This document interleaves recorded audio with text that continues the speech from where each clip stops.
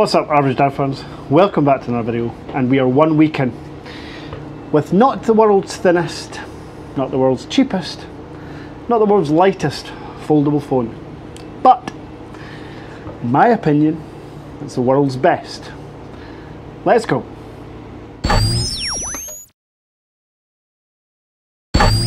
So before we get started, I will be updating you on the Pixel Watch giveaway later on in the video.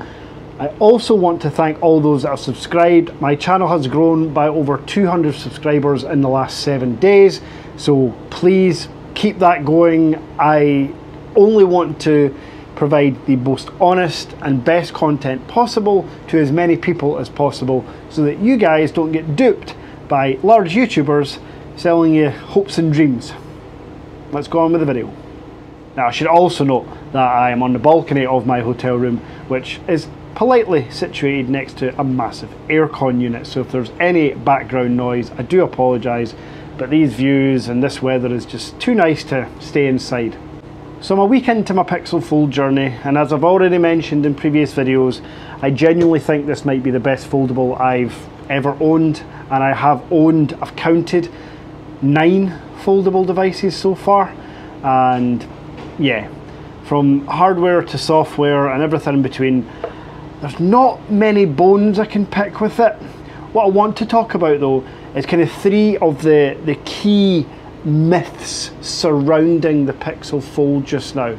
I'm not here to necessarily bust those myths, but I just want to make it clear before you purchase what to expect from the device.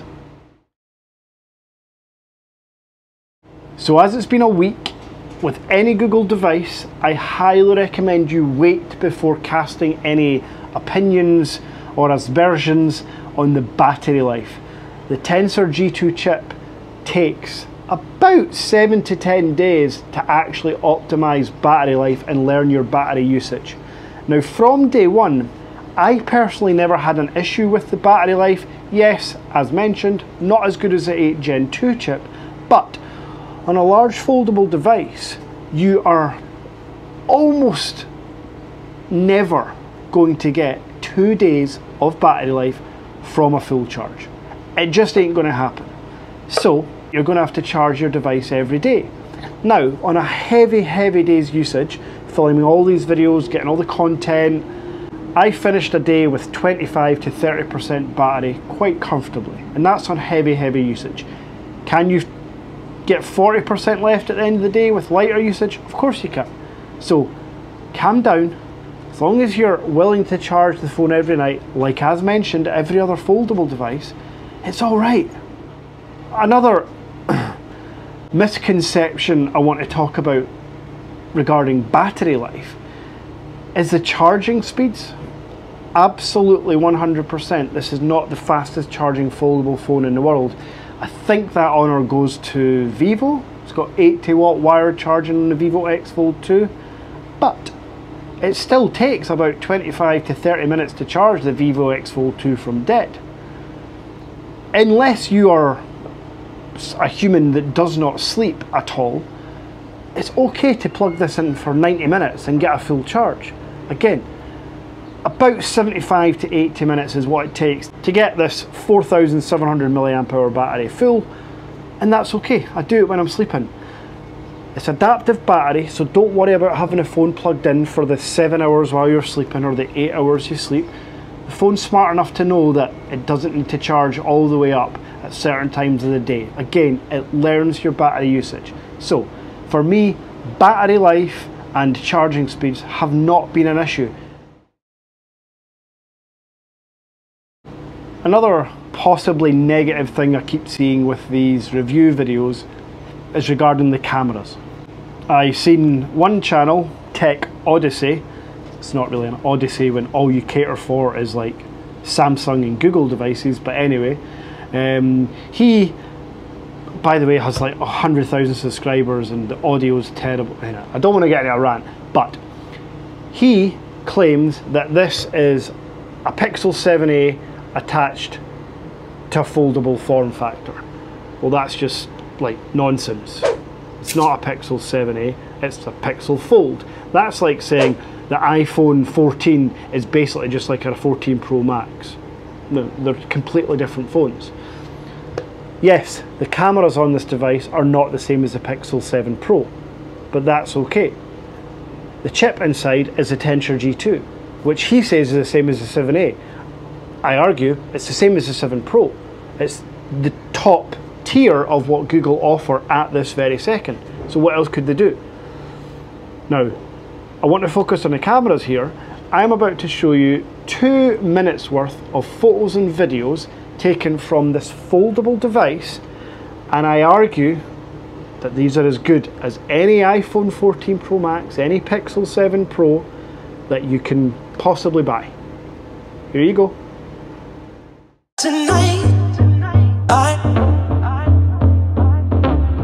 you somewhere. Tonight, you somewhere. Tonight, you somewhere. Tonight, you somewhere.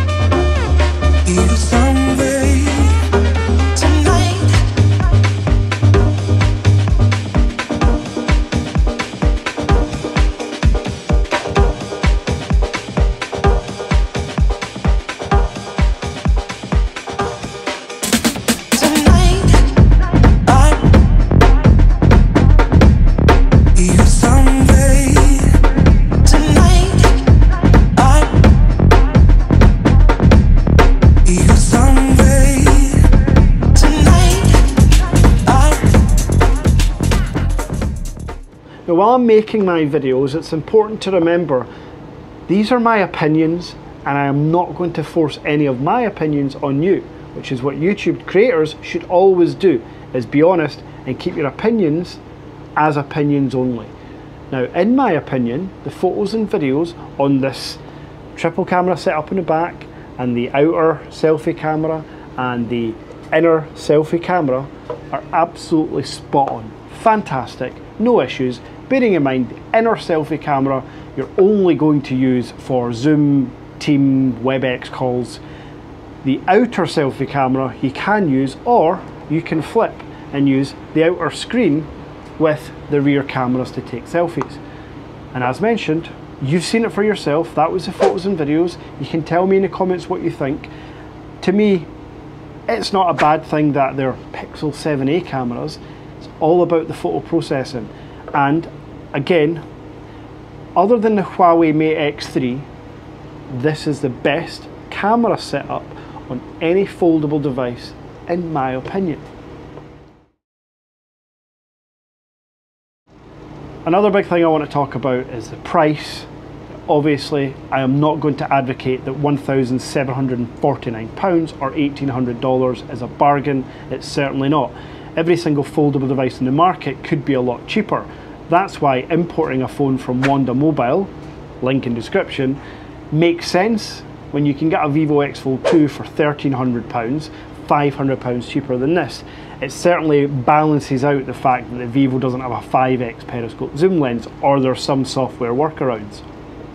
However, if we're going by the only global release foldable phone competition, the Z Fold 4, it's the same price.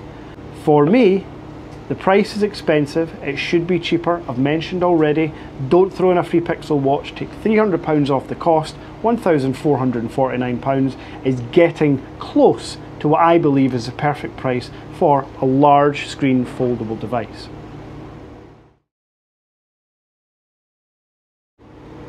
So before I want to talk about the last thing about my 1 weekend experience with the Pixel Fold, I want to talk about the giveaway. As I am on holiday in Spain just now, it makes almost zero sense to close the competition today when I've still got 4 days in Spain and I won't be able to ship the device for 5 days. So I'm extending it to this time next week, which means you have more chances to hit me up on Instagram, show me proof that you've liked or commented or subscribed, ideally all three, and you'll be entered into the draw to win a Pixel watch. What I'd also like you to do, for those that aren't on Instagram, it's okay, because I've had lots of comments saying that you don't have Instagram. I'm an Instagram pusher, so just comment down below that you've liked and subscribed, and I'll take your word for it, because hey, honesty is the best policy.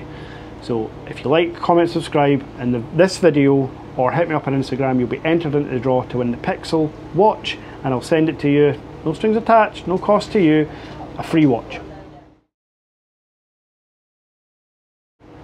Now the last thing I want to touch on, and it's probably the biggest reason why I think the Pixel Fold is my favourite foldable device on the planet just now, is the software experience. As the days go on, I am having less and less issues with software. Not that I had many in the first place, but looking through all of the software settings, everything is just seamless, clean, works really well. The customization on the phone, obviously it's Android, but Google's stock wallpapers and dynamic wallpapers are just fantastic. I mean, the live wallpapers are great. You can see the cityscape. They've got colourful ones. I just really like it. I like making, when you spend this much money on your phone, you should want to make it your own, an individual phone if you like, piece unique, and you can do this with the Google Pixel. Now you can see here as I'm scrolling through, you can see my screen recording, all these settings, the battery, security settings, same as any Pixel device, just on a foldable. Now, with the foldable, essentially you've got two 5.8-inch screens on the inside when you want to multitask, and that makes it super handy for viewing YouTube and scrolling social media, or replying to emails while on a video call. There's a lot of things you can do with the multitasking, and because it's Google and Android, all works super easily and seamlessly.